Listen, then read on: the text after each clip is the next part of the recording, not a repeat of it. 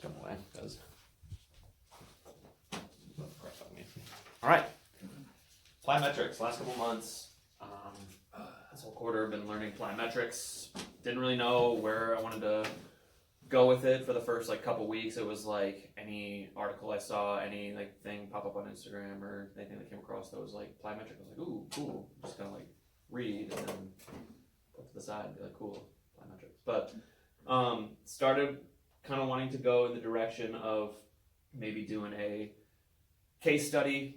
And as I started kind of narrowing down like the athletes that I was like, hey, like I'll do like athlete case study, like couple athletes that are like super consistent, come, like I'd be able to kind of like set them aside and have them do like a specific program. They either started driver's ed or started a sport or like got COVID or like out for 3 weeks. I was just like, it's not super consistent. Like I should have like been more proactive on the front side, but that's okay. And then I thought about doing it for myself and being like, okay, like maybe I'll be my own case study, and started doing like the athlete like program there for about a month until jumped into the program that I'm in now. So I kind of dropped off of that one, but Thomas started giving me more like kind of focused direction in our one-on-ones, and then decided to kind of go with like what, like kind of just more like an overview of plyometrics, like what we here are doing well with it, like how we program it, how we understand it, and then things that maybe we could either change with it or go from there. So let's just start kind of 30,000 foot view. We're gonna go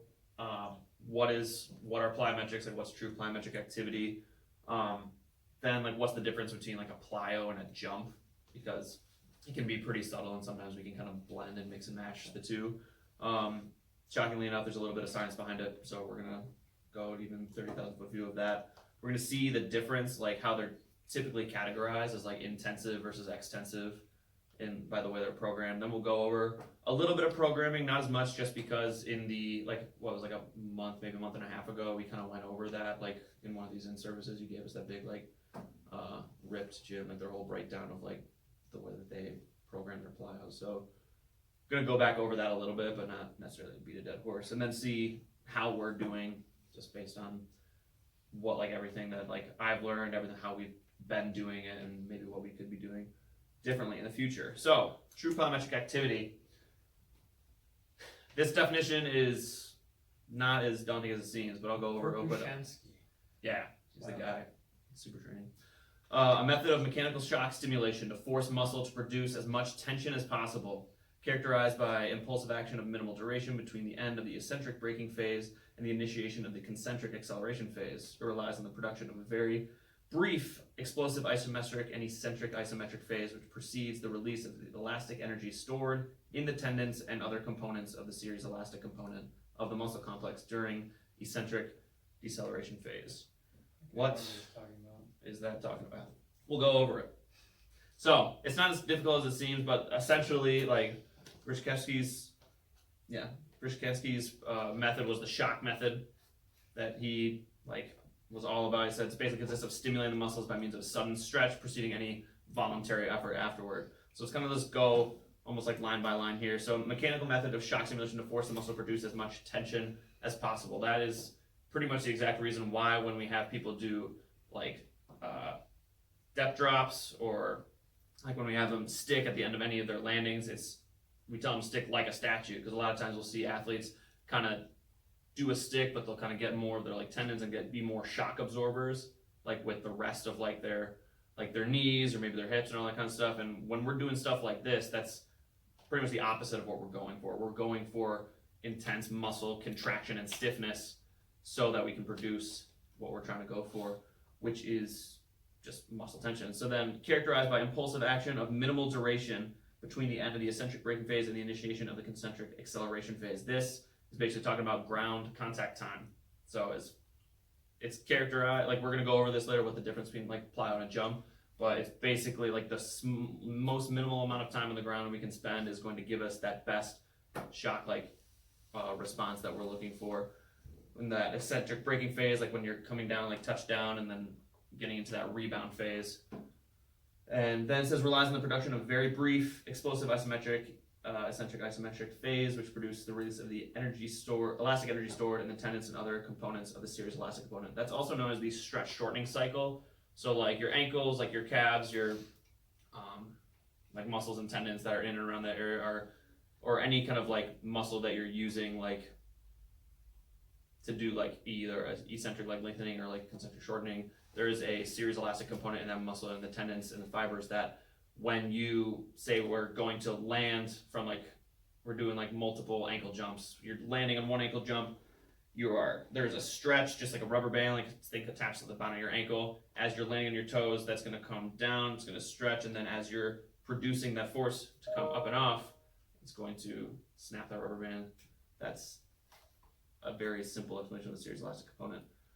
So then, as we go on, depth jumps and med ball rebounding are two of the most like commonly used exercises in like plyometrics, just because depth jumps and like depth drops and stuff like that are used to get into that space where you can land, have that quick like stretch shortening cycle. You can land and then rebound really quickly with the shortest amount of ground contact time, and then make sure you land in that stick. When we're doing like med ball, like reactive exercises, because it's way more ballistic rather than like a co-contraction like process, like we were talking about with like multiple joints, like absorbing shock and stuff like that. So the faster you can create stiffness, the stronger, quicker, more agile, and dynamic you're going to probably become as an athlete. That's why athletes like Barry Sanders and like Jerry Rice were like so good at like breaking out of these cuts. They were very good at being able to change direction and like land in these sticks and like having like a low like hip angle so they can stick and move and produce force both laterally and vertically like the most quickly. They could like be very like get into those very like tense positions really quickly, so they excelled like as opposed to like most of the other athletes that they competed against. So there are 5 phases in any plyometric activity. I'm going to use like sprinting as an example because it is like the most true like free like plyometric activity, but I'm going to kind of do it in a walking because it's a lot easier to slow-mo walk than it is to slow-mo sprint. So initial momentum phase, this is the body moving to kinetic energy produced from preceding action. So say I'm just walking. So right here at the beginning, like the middle of like my swing phase here, I just have all that momentum coming forward from my last step. So as I'm starting to move my foot into like toward touchdown, we're going to move into the electromechanical delay phase. This is going to mean that the starting electrical signal from your brain like to your muscles to contract to get ready to absorb that force. So think of like a baby, right? Like it takes a long time for a baby to learn how to like go from the ground to like standing, and then when they start taking steps, they just kind of like start fumbling. They haven't learned and like taken those steps. Their brain hasn't made that neural pathway in order to like think, okay, when I touch down, I got to be stiff. Otherwise, I'm going to fall like a water balloon, like hitting the ground instead of like a tree trunk. So the more often like they get those steps, like they can like start like just standing and they're kind of like bopping around, finding themselves, and then they'll like start walking like with an object and or with like a parent. And then when they start like really learning like how to step, that's when they're starting to, that electrical mechanical delay phase starts really like making like this cycle make a lot more sense to them, like whether they realize it or not. So then the amortization phase is that touchdown phase. So initial momentum phase, I'm in the like midway of the swing. The electromechanical delay phase, I'm like, my body is preparing my foot to touch the ground, to touch it, so it's all everything gets tense. So as I touch down, it's that absorption of force into the ground for that amortization phase, and that kind of bridges the gap between the eccentric and concentric phases. So like as I'm landing, that's the eccentric phase of me like loading. There's like a really brief isometric phase where it starts to turn into that concentric phase, which is the rebound phase. So as I land, touch down, start absorbing, and then that rebound phase is as that contraction is coming, stepping off, like the series elastic component is now snapping forward so that you can go into the final momentum phase where you're kind of coming into that toe off into the next swing phase. And then it's all a cyclical pattern. So whether you're walking, you're sprinting, like this is happening at split, like lightning, like seconds. So, are there any questions about that so far?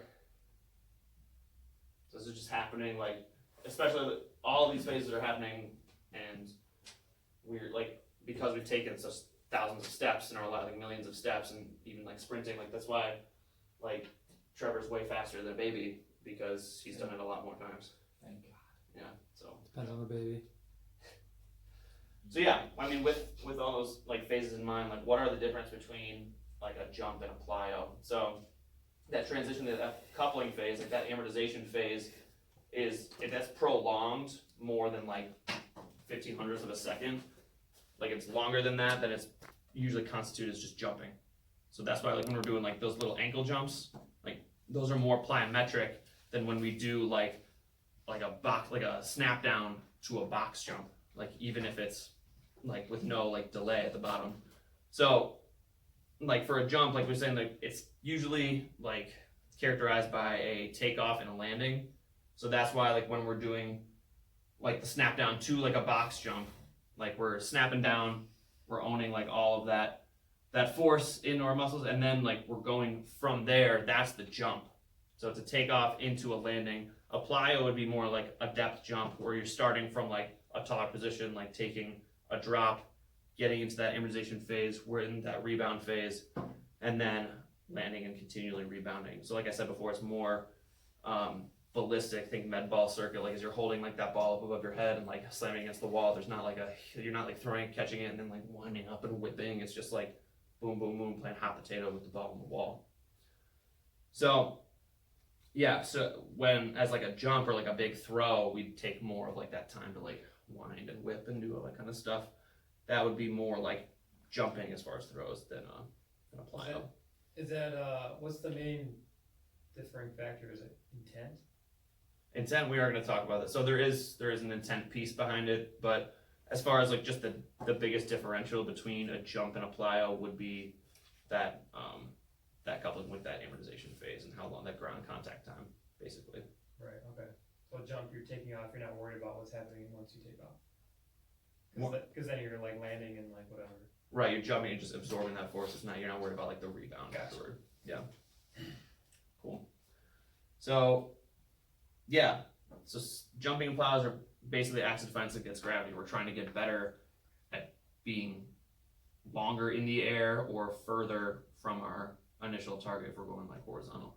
So the gravity acceleration constant, that's 9.8 meters per second squared. I couldn't really get the 2 like up in the little corner. Someone's going to show me how to do that, but it looks wrong, but I'm telling you it's meters per second squared instead of meters per second 2, so be aware. So the higher you fall from, obviously, like the greater the stress is going to be. So we're going to use kind of Trevor as an example here, 200-pound individual. So as you can see from the chart, we got like the elapsed time, the distance traveled. So this is why, like, thinking about this is why we don't go like here much higher than like a 12-inch, like even sometimes like the height of a bench, maybe like 20-inch like depth drop, because the higher you go from, you can see like how intense, like the velocity doesn't seem too much, like with 8 like feet per second and then 5.5 miles per hour, big deal. But then that force of impact based on your weight is like basically doubled, like when you go just even from a foot high. So if, like I think of Trevor, yeah, Trevor can quarter squat 400, we've seen that before, but at the same time, like that's still a lot of force. You don't enjoy quarter squat 400. It's a process. So like when you do a depth drop from a 12-inch box, that's the kind of force that is being impact on your body. So I think of even some of our middle school athletes who are like maybe 150, 160 pounds. Like they're a little bit bigger, but they don't have that proprioceptive control. They don't have that. They don't have the ability to do 300, 350 pounds like on their back, even just like getting it out of the rack. So like that's why like when we say like, yeah, we'll get that 6-inch box, maybe stack a couple mats, like that's because of like that force and impact. That's why we want to make sure we're not going too high, because that force is going to be very impressive on their bodies. Can they take it like for a couple reps? Yeah, the human body's adaptable. It can take it, but like that's why you see like these parkour runners, like they're not jumping from rooftop to rooftop and doing like a stick and landing, because they would be destroyed. They are like landing, they're rolling, they're taking all the momentum they possibly can into not getting that stick, so that they don't take that sheer force just on like their legs and their shins and their muscles. So yeah, that'd be rough. So you see, even just from like, it doesn't take very long. Say you're like Tom's is up in a tree, 6 feet up in a tree stand, which isn't very high, but it's like, and he falls, he's gonna be falling less than a second, but that's gonna be like 2,400 pounds like laying on top of them. That's why dudes fall out of tree stands and they're like, I can't believe like they fell down and they're like paralyzed, because they only fell from like 10 feet, but it's like you add it up to 10 feet, they're falling for maybe a second or two, or like less than 2 seconds, but that's like 5,000 pounds of force. And if they're not trained athletically. Yeah, right. Like if they're not prepared for that, they're completely They're untrained. They're gonna be They're gonna small. take it right into their spine. Yeah, exactly. So That's why Thomas trains. Yep. that's why Thomas trains. Interesting. Also hung like 20 feet up, so either way. Yeah, so you're screwed. Screwed. So I got that parachute. Where was these numbers like pulled from? Like, what was the study? This study was from a it was a study from it was like a harness like safety company, Mm-hmm. and they're like talking about guys like on job sites and stuff like this. So I have a question. What if Yeah. you use like the box depth drop example? What if somebody could jump higher than a foot? They can jump higher than a foot. Yeah, so use the example of like a 150-pound Yeah. athlete who shouldn't probably be depth dropping more than a foot because, like you said, they can't squat 300 pounds. If we're assuming of like roughly at a foot drop, you're like going to maybe double body weight or whatever it is the equation works out to. Does that mean they still shouldn't do that? No, they absolutely should. But So sorry. If you're asking somebody, hey, like you can't squat 3, so I'm not gonna have you depth drop a foot, but their vertical jump is higher than a foot. What do you do in that situation? Do you keep them at a 6-inch, or is it like, okay, like you can do the 12, or like, is there a reason why you hold them back, or like a reason why you wouldn't? yeah, I mean, we'll talk about that in a little bit. It is kind of circles back to one area, so like the intent, like what are we trying to accomplish? Like, Okay. so, yeah, like obviously, like all of us can jump higher than a foot. We're all in the range of like 200-ish pounds, like, but if we're not doing max effort like jumps like regularly, right? Like we're not necessarily jumping a lot higher than a foot with like that full landing all the time. And if we do, like it's very calculated and numbered based on what we're trying to accomplish. And like, so I think we'll be circling back to Okay, cool. answer that a little more clearly as we keep going. So yeah, any questions on this chart or anything like that? Follow up what Tom said. Nice chart. So intensive and extensive. This is the ways that plyometrics typically have been characterized or like categorized for like a very long time. Basically, like even in super training, like where it really like all started coming together, like intensive and extensive are like the two most prominent ways to do it. So you see intensive, like tell me what this sounds like highly, like a lot of high impact, highly neurally demanding, low volume and vertical displacement. Sounds like sprinting. Exactly. So, and yeah, intensive is the shock method, a lot of vertical displacement. Extensive, low impact in comparison, like low neural demand. You can do a lot of high volume and often locomotive in nature. That sounds to me like what we do in our warm up with like the ankle jumps or the lateral like scissor hops or something like that. We could do that for the entire warm up. They'd be warm, they'd be elastic, but like you don't want to do like crazy. But so Or even like a sled push or a farmer's walk. Is that? not so much, because then it's the issue of ground contact time. Okay, so okay, gotcha. Yeah, we're still trying to deal with ground contact time. So like you think of kids like skipping rope in your neighborhood or like doing like hopscotch or something, they're still hopping, they're still like kind of more locomotive, like moving, and like sprinting definitely is, obviously there's locomotion to sprinting like forward and back primarily, but if the emphasis is on that vertical displacement to get like optimal like highest output, that's why we put sprinting a lot more in that category, as well as everything listed above with like the high impact and the high neural demand. So, but there are things that like that you can't really like, it's hard to put a lot of different things in this category because there are different kinds of athletes. But the thing that keeps coming back is landing mechanics and how everything kind of comes back to landing mechanics when you're talking about both intensive and extensive, because we have to teach athletes neuromuscular response and proprioceptive control before moving on to more dynamic movements. It's like, so basically you have to learn how to land before you can jump, and that's something I think we do a pretty good job here of doing, is like making sure we're not throwing kids into a triple broad jump before they know how to do like a med ball slam. You know what I mean? So then like, that's why land mechanics is everything. So, I mean, that being said, like intensive and extensive may not be an adequate means of categorization anymore. And that's where like intent comes in, and also just the difference in athletes. So, Is that me? it's actually me. Thank you for bringing that up. Yeah. There's a difference. So the difference between athletes play a major role in how they deal with the intensity of exercise. So you think of LeBron James running on the corner breakaway. He's going to take 2 dribbles from half and take 1 step inside the free throw line off one leg and tomahawk it down. You're not going to see Marc Gasol lumbering down the court, even if he has the whole half court to himself. He's not going to do that. He's going to get up to about 3 feet, take a 2-foot hop, and throw it in. There's different types of athletes, and different things are going to tax different kinds of athletes. So we'll bring it closer to home. Thomas and I. Thomas, every time he goes and takes like a max effort jump, even if he gets a running start, he will take like a 2-foot like takeoff, go up and reach, and yeah, he'll probably jump higher than me, but he is a way more concentrically driven athlete. Me, I'm a more neurally driven athlete. So like I'll run, I'll jump, I'll take like off that 1 foot, and I'll feel like and I think I usually do get way higher when I jump off 1 foot than 2 feet. And that's because neurally driven athletes find like locomotive plyometrics, like bounding and like for distance, like relatively easy on the body, but find like vertical things like depth jumps like super intense. Like I can bound, and I'm like, yeah, that was like fun, that was different, but it wasn't like, it's not like hard necessarily like on my body or neurally like taxing. Like sprinting, for example, like when we start sprinting, or like when I started like sprinting in the summer, I loved it and it felt good and I like running fast, but like I wouldn't be like smoked from that.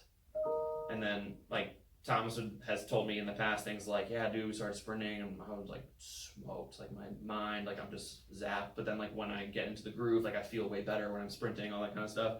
I don't feel the same way. It's not as like intense neurally on me. But like concentrically driven athletes tend to be like the opposite of neural, where they find like force expression a lot easier than high volumes of like locomotive horizontal plyometrics. Now, is this training styles, or is it genetics, or? I think it goes back to more genetics from the start, or like just how like you train like when you started training. So like Thomas, like powerlifting, like he's been always, because of that initial training, been more of like a concentrically driven, like force output driven athlete. Yeah. And you feel more comfortable jumping off of 2 feet than 1 foot, right? So I'll sprain my ankle if I don't. right. So there's a mental component with it, and there's a physical, and there's all that kind of stuff. So it's like I feel way better jumping off of like 1 foot, like going fast. I think I'll go higher and further than when I just do like a max effort like vertical jump test. So yeah, like that's one of the biggest things I think, like to answer your question, is a lot more of like your base of training. Right. And like, what's up? What's you keep using Locomotive, it's like motion. So like think when we're doing ankle jumps in place, or you're doing ankle jumps like moving down the turf, locomotion is movement. I'll wait for it. Yeah. It's crazy motion. So are you saying you're LeBron James and Thomas is Paul Gasol? Yes. Marc Gasol. Marc Gasol. He gets buckets, he gets boards, so I'm just the best.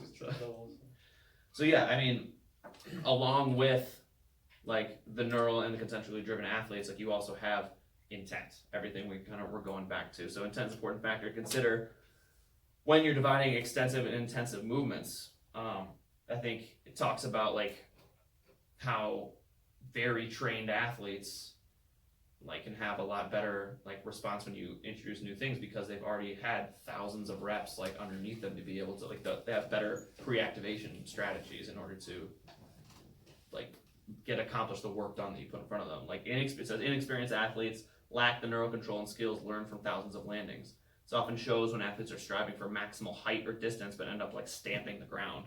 We saw a ton of that yesterday. Like kids would come up like to do their broad jump, especially they come in and instead of like getting there and just stuck and move, like all their momentum is either like forward, or like they can't control themselves because they haven't done something like that for max effort very often, right?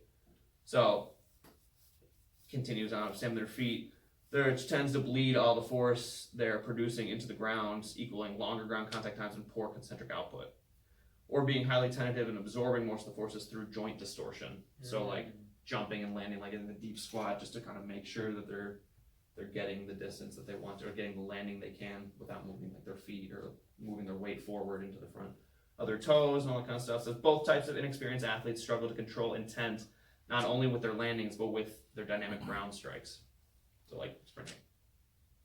So you see like a tie, like running like with his feet. That's also part of his like physical orientation. But like the stronger he gets, the more it's starting to look. The more reps he gets, it all starts to clean up a little bit, right? Just with every athlete that we have, the stronger they get, and the more reps they get, the more they start to kind of figure out the landing and the ground strike. So all movements considered plyometric are highly dynamic and do not come without high force and shock upon the body. So make sure your athletes are well prepared before cueing any kind of maximal intent. So that, yeah. You keep talking about inexperienced athletes. If we do, let's say we don't know what we're doing, and we don't have this knowledge, what would be the con of having them do all these plyos? Like what, I know it'd be a high stress, but like what injuries would come up because of that? I mean, I think the first thing that comes to my mind is like bad habits, like bad patterns, right? So that's like, I mean, going along with what this said, like if we're going for maximal intent, say like when we're outside and we're saying, hey, we want this ball to, like when you do a backwards overhead throw, to just throw it as hard and as far and as high as you can.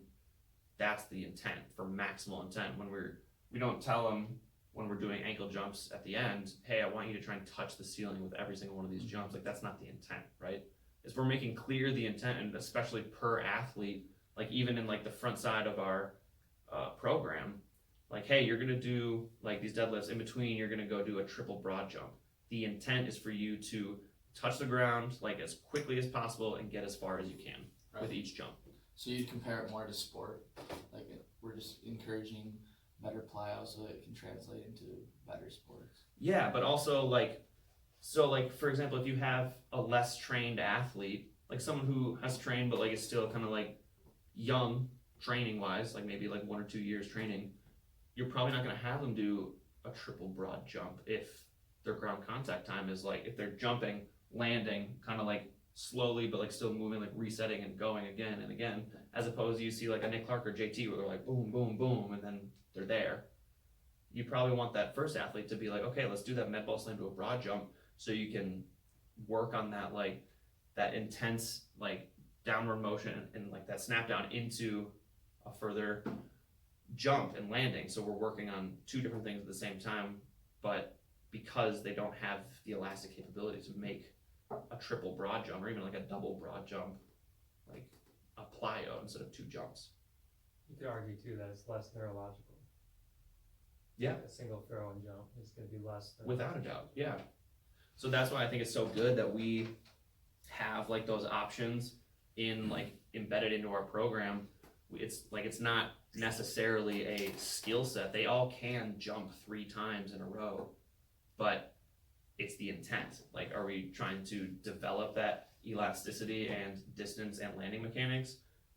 Yes. Are we also trying for athletes who already have physically like borderline mastered like that ability so that then we can have them translate into triple broad jump, which would further their neurological output? Yeah, like that's why we have that. And then we have the other like jump just in case like that wasn't enough for somebody else, you know? So that's why like the intent, it's all about the kind of athlete they are and the intent of what we're going for.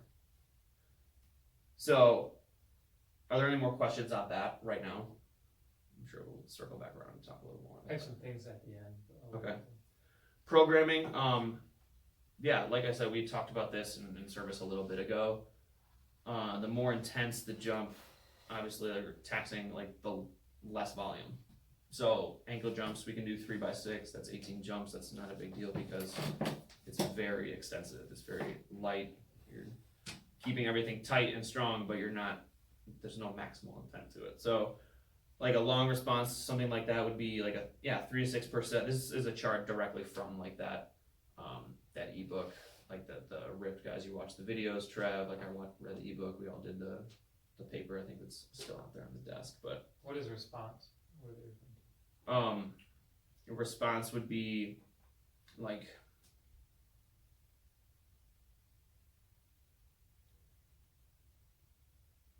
I guess like to me it looks like a response just means like the response of It's okay if you don't know. the output. Like I feel like it's like a long response would be like low intensity. Is it kind of like the setup before the movement? I don't think so, because I mean, if it's all like jumping plyometrics, all just has to do with like the ground contact time. Do you know what the response, like what do you mean by response? Mhm. Could you let me know? So the response time is indicative of ground contact time. Right. The longer the response to the ground, the longer I stay on the ground, the less demanding it is, because the less you rely on a stretch shortening cycle, or the less power is required to get off the ground quicker. Right? If I stay heavy, it's not really as hard, so I quicken it up. Right. So the shorter the response, the more intensity. This response correlates to the ground. So that response is kind of like the tribasic action of the muscle that was referring to, like your explosive Oh yeah, ISO and definitely. But like to a degree, yeah. The whole point of that is like to eliminate the stretch shortening cycle, develop like strength. Gotcha. Cool. So yeah, just a little What's brief. the short and the multiple? I think short and just like it would be like one like I'd say like an ankle jump into a broad jump, or like Okay. multiple Yeah, like yeah, broad yeah. jump, like Gotcha. multiple jumps. Cool. So yeah, then so yeah, bring it back to we kind of lace this in throughout, like how are we doing like here, like what do we focus on? And I mean we're kind of doing well. Like I think the things that we're doing is good, especially since we started changing like the way that we like set up the program to make it more individualistic and give those options like for the kids. I think working especially from middle school up, like on landing mechanics and like landing mechanics, basically the ability to deal with a landing and produce a takeoff. So we're teaching them how to land, we're teaching them the mechanics for landing and the ability to contract and stay tight, so that as we progress that forward into like land and stay tight, so that we can produce force upward or outward, it's going to translate both to in here and to their sport. So like the Euro step, for example, like that's you're jumping to the side, contracting really tight so that you can push back to give yourself all that open space. The other thing I put down was something we did in the speed camp, kind of at the end. We only did it once, but I wish we would have done it a little more. Was the mirror drills. Mirror drills are like a perfect way to introduce like landing and takeoff mechanics without needing like expert level like plyos or like super intense like drills per se to like set up and like organize. Just be like, hey, the two cones, you guys are gonna mirror. One of you is gonna mirror this person. You're gonna try and juke each other out and get the cone. Like it's fun. Like kids enjoy competition, and it's a perfect way to let the drill do the work for you. Like you say, you have to juke this person twice before you can like go and like grab a cone, but that person's gonna try and stick with you the whole time. I think that's one like really good drill that I think we could probably, especially for the middle school, utilize a little bit. Very athletic position to get in. Yeah. Stiffness on one leg. And just like plyometric though. I mean, it's landing mechanics. It's not like it's not plyometric in nature, but it's like teaching like that change of direction, and just like how we were doing the that lateral crossover step.